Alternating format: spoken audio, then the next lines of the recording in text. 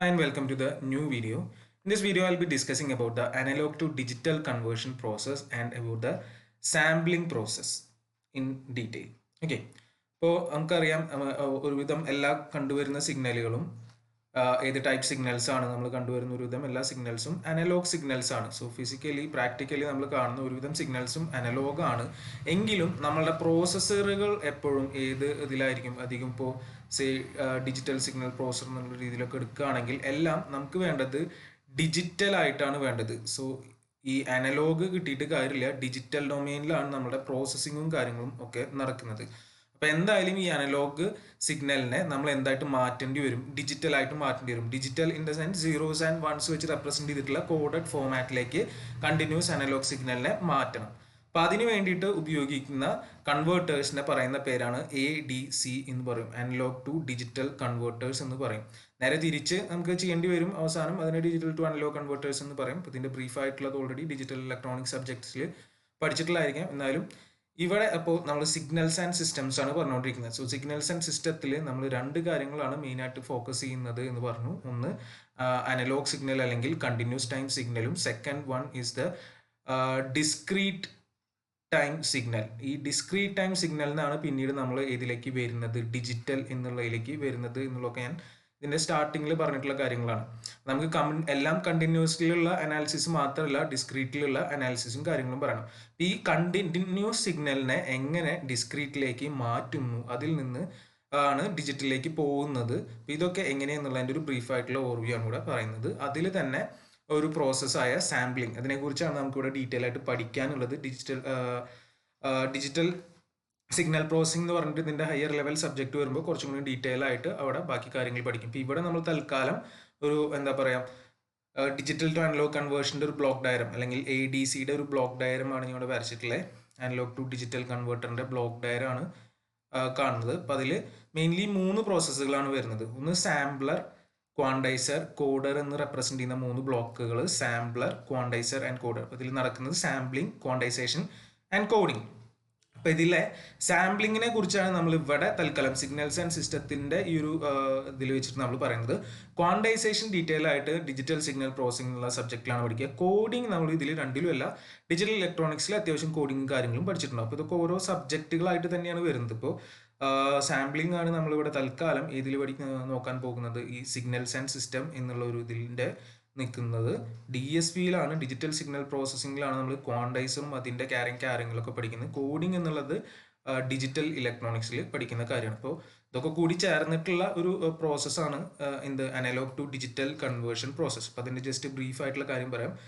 So we have the input analogue signal or continuous time signal. So നമ്മുടെ കയ്യിൽ input analogue signal അല്ലെങ്കിൽ continuous time signal ഉണ്ട്. അതിനെയാണ് ഞാൻ x(t) എന്ന് വെച്ച് റെപ്രസെന്റ് ചെയ്യുന്നത്. സോ കൺസിഡർ ഈ കേസിൽ ഞാൻ ഒരു സൈനസോയിഡൽ സിഗ്നലാണ് എടുക്കുന്നത് വിചാരിക്കും. ഇപ്പം ഇങ്ങനെ കാണിച്ചിട്ടുള്ള ഒരു സൈനസോയിഡൽ സിഗ്നലാണ്. അപ്പോൾ അത് നമുക്ക് വേണ്ടത് ഡിസ്ക്രീറ്റ് ആക്കാൻ വേണ്ടി കണ്ടിന്യൂസ് എന്നുള്ളത് മാറ്റിയിട്ട് എന്താക്കണം, ഡിസ്ക്രീറ്റ് ഇൻസ്റ്റന്റുകളിലേക്ക് ആക്കണം. അപ്പോൾ അതിന് വേണ്ടിയിട്ട് ഉപയോഗിക്കുന്ന ആദ്യത്തെ ബ്ലോക്കാണ് സാമ്പിളർ. ഇവിടെ നടക്കുന്ന പ്രോസസ്സിനെ സാമ്പിളിംഗ് എന്ന് പറയും. സോ അതായത് നമ്മൾ ഇൻപുട്ടിനെ സാമ്പിൾസ് മാത്രമായിട്ട് എടുക്കും, പെർട്ടിക്കുലർ ഇൻസ്റ്റൻസ് ഓഫ് ടൈമിലത്തെ വാല്യൂ മാത്രമേ എടുക്കുള്ളൂ. ഇതിപ്പോൾ കണ്ടിന്യൂസ് ആയിട്ടുണ്ടെങ്കിലും നമ്മൾ ഏതെങ്കിലും ഇൻസ്റ്റന്റുകളിലത്തെ വാല്യൂ മാത്രമായിട്ട് അതിനെ മാറ്റും. അതാണ് അവിടെ ചെയ്യുന്നത്. ആ പ്രോസസ്സിനെയാണ് നമ്മൾ എന്തെന്ന് പറയുന്നത്, സാമ്പിളിംഗ്. അതിന് വേണ്ടി ഉപയോഗിക്കുന്ന ബ്ലോക്കിനെ സാമ്പിളർ എന്ന് പറയും. ഇപ്പോൾ നമ്മുടെ കയ്യിലുള്ള സിഗ്നൽ ഇതാണെങ്കിൽ ഇതിനെ ഞാൻ ആദ്യം ഒറിജിനലത്തെ വാല്യൂ എടുത്തു, പിന്നെ കുറച്ച് കഴിഞ്ഞിട്ടുള്ളൊരു ടൈം പീരീഡ് കഴിഞ്ഞിട്ട് അവിടുത്തെ ഒരു വാല്യൂ നോക്കും, അത് കഴിഞ്ഞിട്ട് വീണ്ടും കുറച്ച് കഴിഞ്ഞിട്ട് വേറൊരു വാല്യൂ നമ്മൾ എടുക്കും, പിന്നെ വീണ്ടും അതേ. ഇതൊക്കെ ഈക്വൽ സ്പേസ്ഡ് ഇൻ്റർവെൽസിലായിട്ടാണ് നമ്മൾ എടുത്തുകൊണ്ടിരിക്കുന്നത് വിചാരിക്കുക. ഇങ്ങനെ ഞാൻ വാല്യൂസ് ഇതിൽ നിന്ന് എടുക്കുകയാണ് ചെയ്യുന്നത്. അപ്പോൾ ഇതാണ് സാമ്പിളിംഗ് എന്ന് പറയുന്നത്. അപ്പോൾ ഇതിലെ ജസ്റ്റ് ഈ വാല്യൂസ്, ഈ ഓരോ ഇൻസ്റ്റൻറ്റുകളിലത്തെ വാല്യൂസ് മാത്രമാണ് ഞാൻ എടുക്കാൻ പോകുന്നത്.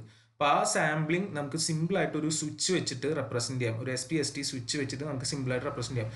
ഈ സ്വിച്ച് എപ്പോൾ ക്ലോസ് ചെയ്യുന്നോ ആ പോയിന്റിലത്തെ വാല്യൂ അപ്പുറത്തേക്ക് കടത്തിവിടും. അതായത് ഇപ്പോൾ ഈ സ്വിച്ച് ആദ്യം സ്റ്റാർട്ടിങ്ങിൽ 0ൽ ക്ലോസ് ചെയ്തു, അപ്പോൾ ആ പോയിന്റ് എടുത്തു.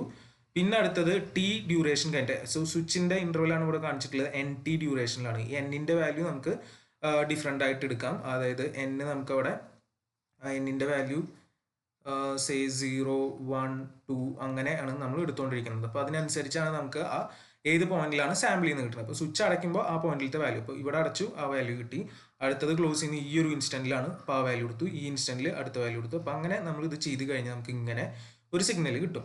ഇതാണ് എന്തെന്ന് പറയുന്നത് ഡിസ്ക്രീറ്റ് ടൈം സിഗ്നൽ എന്നാണ് പറയുക. ഡിസ്ക്രീറ്റ് ടൈം ആണ്. ടൈം ആക്സിസ് മാത്രമേ ഡിസ്ക്രീറ്റ് ആക്കിയുള്ളൂ. ഡിസ്ക്രീറ്റ് ഇൻസ്റ്റൻസ് ആണ്.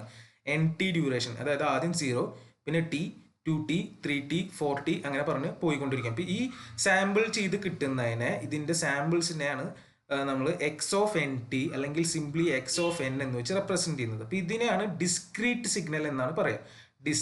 ഡിസ്ക്രീറ്റ് ഇൻ ടൈം, അത്രേ ഉള്ളൂ. ഡിസ്ക്രീറ്റ് ഇൻ ടൈം മാത്രമേ അവിടെ സംഭവിച്ചിട്ടുള്ളൂ. അപ്പോൾ ഈ ഒരു പോയിന്റിലേക്ക് ഇവിടേക്ക് കിട്ടിയ സിഗ്നൽ എന്ന് പറയുന്നത് എന്താണ്? ഡിസ്ക്രീറ്റ് ഇൻ ടൈം ആണ്. തൊട്ട് മുന്നേ ഉണ്ടായിരുന്നത് നമുക്ക് കണ്ടിന്യൂസ് ടൈം സിഗ്നൽ ആയിരുന്നു. അപ്പോൾ കണ്ടിന്യൂസ് ടൈം എന്ന് പറഞ്ഞു കഴിഞ്ഞാൽ കണ്ടിന്യൂസ് ഇൻ ടൈമുമായിരുന്നു, കണ്ടിന്യൂസ് ഇൻ രണ്ട് പാരാമീറ്റേഴ്സ് ആണുള്ളത്, ആംപ്ലിറ്റ്യൂഡ്.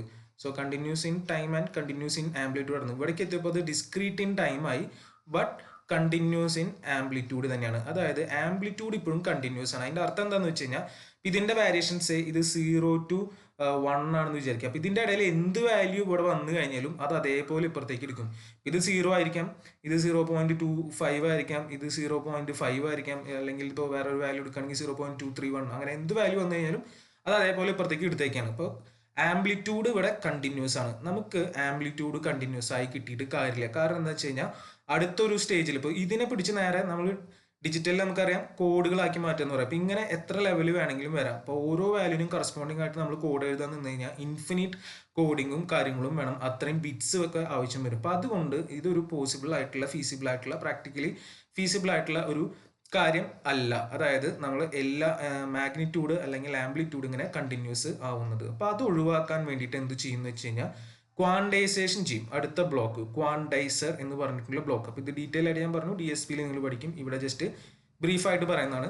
ഈ ക്വാണ്ടൈസർ എന്താണെന്ന് ചെയ്യാന്ന് വെച്ച് കഴിഞ്ഞാൽ ഒരു റേഞ്ച് ഓഫ് വാല്യൂവിനെ പിടിച്ച് ഒരു പെർട്ടിക്കുലർ വാല്യൂയിലേക്കായിട്ട് മാറ്റും. അതായത് സേ ഇപ്പോൾ ഒരു എക്സാമ്പിൾ ഇവിടെ പറയുകയാണെങ്കിൽ നമ്മളിപ്പോൾ 0ക്കും 0.25നും ഇടയിൽ ഒരുപാട് വാല്യൂസ് വരാം. നമ്മൾ സാമ്പിൾ ചെയ്യുന്നതിനനുസരിച്ച്, അതായത് 0 വരാം, 0.001 വരാം, 0.02 വരാം, 0.1 വരാം, 0.125 വരാം, അങ്ങനെ എന്ത് വാല്യൂ വേണമെങ്കിലും വരാം. അപ്പം അതിനനുസരിച്ച് നമുക്ക് കോഡ് ചെയ്യാന്ന് പറഞ്ഞാൽ ബുദ്ധിമുട്ടാണ്. അപ്പം ഇതെന്ത് ചെയ്യുന്നു വെച്ച് കഴിഞ്ഞാൽ ഇതിൻ്റെ ഇടയിൽ എന്ത് വാല്യൂ വന്നാലും അതിനൊരു പെർട്ടിക്കുലർ വാല്യൂ ആയിട്ട് അസ്യൂം ചെയ്യും. സേ ഫോർ എക്സാമ്പിൾ ഇവിടെ ഇപ്പോൾ നമ്മൾ 0.00, അതായത് 0 എന്ന് എടുക്കണമെന്ന് വിചാരിക്കുക. അതേപോലെ ഇപ്പം നേരെ തിരിച്ച് 0.25നും 0.5നും ഇടയിൽ വന്നു കഴിഞ്ഞാൽ ചിലപ്പോൾ നമ്മൾ അത് അസ്യൂം ചെയ്യുന്നുണ്ടാവുക 0.25 ആയിരിക്കാം. ഈ റേഞ്ചും വാല്യൂ ഒക്കെ ഡിഫറെൻ്റ് ആയിരിക്കും ഓരോ ക്വാണ്ടൈസറിനനുസരിച്ച്. അപ്പോൾ ഇത്ര ഉദ്ദേശിക്കുന്നുള്ളൂ, ഒരു ക്വാണ്ടം ഓഫ് ലെവൽസിൻ്റെ ഇടയിൽ വന്നു കഴിഞ്ഞാൽ അത് നമ്മളൊരു പെർട്ടിക്കുലർ വാല്യൂയിലേക്ക് അതിനെ ക്വാണ്ടൈസ് ചെയ്യും, ക്വാണ്ടം വാല്യൂ അസൈൻ ചെയ്ത് കൊടുക്കുക അവിടെ. അപ്പോൾ ഇതിന് പകരം നമുക്കത് ഫിക്സഡ് വാല്യൂസ് മാത്രമാണ് ഇനി വരുള്ളൂ, അല്ലെങ്കിൽ ഇതിൻ്റെ ഇടയിലുള്ള എല്ലാ വാല്യൂസും എടുക്കില്ല. അപ്പോൾ പിന്നെ എളുപ്പമാണ്, ഇവിടെ എന്ത് ചെയ്താൽ മതി, ഈ 0നെ മാത്രം നമ്മൾ കോഡ് ചെയ്താൽ മതി, അല്ലെങ്കിൽ 0.25നെ മാത്രം നമ്മൾ കോഡ് ചെയ്താൽ മതി. അപ്പോൾ അത് എളുപ്പമാണ്, അല്ലാണ്ട് ഇതിൻ്റെ ഇടയിലുള്ള എല്ലാ വാല്യൂസും. അപ്പോൾ അതിനാണ് ക്വാണ്ടൈസർ എന്ന് പറഞ്ഞിട്ടുള്ള ബ്ലോക്ക് വെച്ചിട്ടുള്ളത്. അപ്പോൾ ക്വാണ്ടൈസർ അതിനെ ക്വാണ്ടൈസ്ഡ് സിഗ്നലായി മാറ്റും. സോ ഈ ക്വാണ്ടൈസ്ഡ് സിഗ്നൽ എന്ന് പറയുന്നത് ഇപ്പോൾ ഈ ഒരു പോയിന്റിലേക്ക് എത്തിക്കഴിഞ്ഞ് കഴിഞ്ഞാൽ എന്തായിട്ടുണ്ടാവും ഡിസ്ക്രീറ്റ് ഇൻ ടൈമുമായിട്ടുണ്ടാവും, എന്തും കൂടി ആയിട്ടുണ്ടാവും ഡിസ്ക്രീറ്റ് ഇൻ ആംപ്ലിറ്റ്യൂഡുമായി. കാരണം ആംപ്ലിറ്റ്യൂഡ് നമ്മൾ ഫിക്സ് ചെയ്തു, ക്വാണ്ടം ഓഫ് വാല്യൂസ് 0.0, 0.25, 0.5, 0.75 എന്ന് പറഞ്ഞ് നമ്മൾ ഫിക്സ് ചെയ്തു. അപ്പോൾ അതുകൊണ്ട് രണ്ടും എന്താക്കി, ഡിസ്ക്രീറ്റ് ആക്കി. അതാണ് ഇവിടെ ചെയ്യുന്നത്. അത് കഴിഞ്ഞാൽ ആ വരുന്ന ഡിസ്ക്രീറ്റ് വാല്യൂ എന്താണോ അതിനെ കറസ്പോണ്ടിങ് ഡിജിറ്റൽ കോഡിലേക്ക് മാറ്റാൻ വേണ്ടി ഒരു കോഡർ ബ്ലോക്കും കൂടി ഉണ്ടായിരിക്കും. ഇവിടെ കോഡിങ് നടക്കും. ഇതാണ് അനലോഗ് ടു ഡിജിറ്റൽ കൺവേർഷൻ്റെ ബേസിക് ആയിട്ടുള്ള പ്രോസസ്സുകൾ. സാമ്പിളർ ഉണ്ട്, ക്വാണ്ടൈസർ ഉണ്ട്, കോഡർ ഉണ്ട്.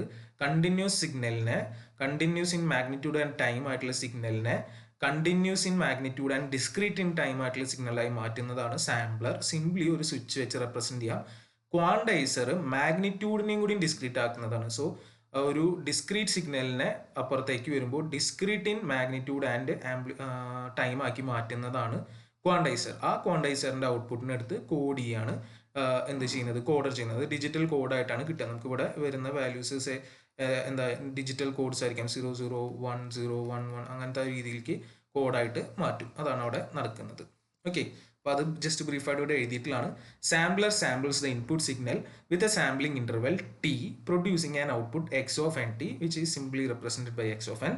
The signal x of nt is discrete in time but continuous in amplitude. Timely discrete ആണ്, amplitude continuous ആണ്. The output of the sampler is applied to the quantizer and it converts the x of nt into a signal which is discrete in both time and amplitude. ടൈമും ആംപ്ലിറ്റ്യൂഡിലും discrete ആയിട്ടുള്ള X Q F എന്നുള്ള സിഗ്നലായി മാറ്റുന്നു.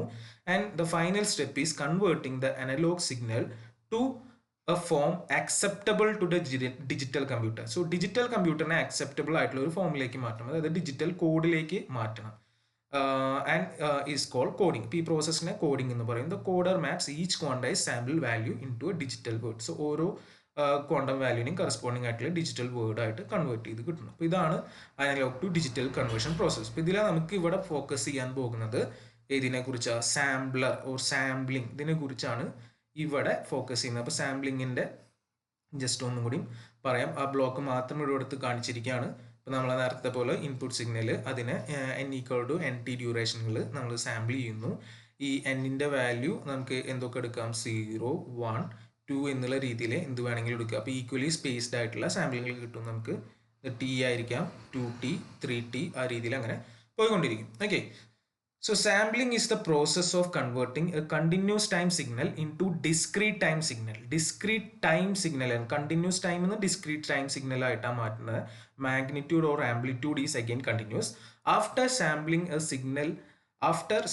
signal is defined at discrete instance of time, അല്ലെ, discrete instance of time, and the time interval between two successive intervals, രണ്ടെണ്ണത്തിന്റെ between ആയിട്ടുള്ള time intervalനെ is called the sampling interval. Sampling interval എന്നാണ് പറയുക. That is ഇവിടെ ഈ capital ടീനെ പറയുന്നതാണ് sampling interval or sampling period എന്ന് പറയും. Sampling interval or period, sampling period എന്നുള്ള രീതിയിൽ പറയും. പിന്നെ സാമ്പിളിംഗ് റേറ്റ് എന്നുള്ള രീതിയിലും പറയാം. 1/t ഫ്രീക്വൻസി ആയിട്ട് പറയാറുണ്ട്. 1/t എന്നുള്ള രീതിയിൽ പറയാം സാമ്പിളിംഗ് റേറ്റ് ഹെഡ്സിലേക്ക്. Okay, then in the process of sampling, one of the important factor that we have to consider is the signal sampling rate. See, signal sampling rate ന് ഭയങ്കര importance ഉണ്ട്. ഈ റേറ്റിന് ഏത് ടൈം പീരീഡിലാണ് ഏത് ഫ്രീക്വൻസിയിലാണ് സാമ്പിൾ ചെയ്യുന്നത്. It must be kept sufficiently high so that the original signal can be reconstructed from it samples. അപ്പോൾ അത് നമ്മൾ വളരെ ലോ എന്താ പറയുക ഇതാക്കി വെക്കാൻ പറ്റില്ല, ഹൈ ആക്കി വെക്കണം ഈ സാമ്പിളിംഗ് ഫ്രീക്വൻസി, അതായത് പീരീഡ് കുറയ്ക്കുക എന്നാണ് അതിൻ്റെ അർത്ഥം. ഫ്രീക്വൻസി കൂട്ടുക, റേറ്റ് കൂട്ടി വെക്കണം. കാരണം എന്താ വെച്ചാൽ നമുക്കിത് സാമ്പിൾ ചെയ്യുന്നത് ഇപ്പോൾ ഒരെണ്ണം ഇവിടെ സാമ്പിൾ എടുത്തു, പിന്നെ അടുത്ത സാമ്പിൾ ഇവിടെ എടുത്തു, പിന്നത്തെ സാമ്പിൾ ഇവിടെ എടുത്തു കഴിഞ്ഞാൽ കറക്റ്റ് അതിൻ്റെ ഷേപ്പ് നമുക്ക് റീപ്രൊഡ്യൂസ് ചെയ്യാൻ പറ്റില്ല. തിരിച്ച് നമുക്കറിയാം പ്രോസസ്സിങ് ഡിജിറ്റലിൽ കഴിഞ്ഞ് കഴിഞ്ഞാലും തിരിച്ച് നമുക്ക് വീണ്ടും അനലോഗിൽ തന്നെ ആയിരിക്കും ചിലപ്പോൾ ഇംപ്ലിമെൻറ്റ് ചെയ്യേണ്ടി വരിക, കണ്ടിന്യൂസ് ഡൊമൈനിലായിരിക്കും. അപ്പോൾ അതിന് റീകൺസ്ട്രക്ട് ചെയ്യാൻ പറ്റണം മര്യാദയ്ക്ക്. അപ്പോൾ ആ രീതിക്ക് വേണം ഇവിടെ സാമ്പിളിങ് ചെയ്യാൻ. അപ്പോൾ അതിനെക്കുറിച്ചൊക്കെയാണ് നമ്മൾ ഇനി തുടർന്ന് ഡിസ്കസ് ചെയ്യാൻ പോകുന്നത്. അതായത് ഈ സാമ്പിളിങ്ങിൽ വരുന്ന ഒരു ഏലിയാസിംഗ് എന്ന് പറഞ്ഞിട്ടുള്ളൊരു എഫക്റ്റ് ഉണ്ട്. ആ ഏലിയാസിംഗ് എന്ന് പറഞ്ഞ എഫക്റ്റും അത് ഒഴിവാക്കാൻ വേണ്ടിയിട്ട് നമ്മൾ എന്ത് ചെയ്യണം, പിന്നെ ഒരു സാമ്പിളിംഗ് തിയറം അതിൻ്റെ ബേസിൽ വരുന്നുണ്ട്. ആ തിയറത്തിൽ പറഞ്ഞ ഒരു നൈക്വിസ്റ്റ് റേറ്റ് ഉണ്ട്, ആൻറ്റി ഏലിയാസിംഗ് ഫിൽറ്റർ ഉണ്ട് ഈ ഏലിയാസിംഗ് ഒഴിവാക്കാൻ. അതിനെക്കുറിച്ചൊക്കെയാണ് നമ്മൾ ഡിസ്കസ് ചെയ്യാൻ പോകുന്നത്. പിന്നെ സിഗ്നൽ റീകൺസ്ട്രക്ഷൻ്റെ കാര്യങ്ങളും. ഓക്കെ.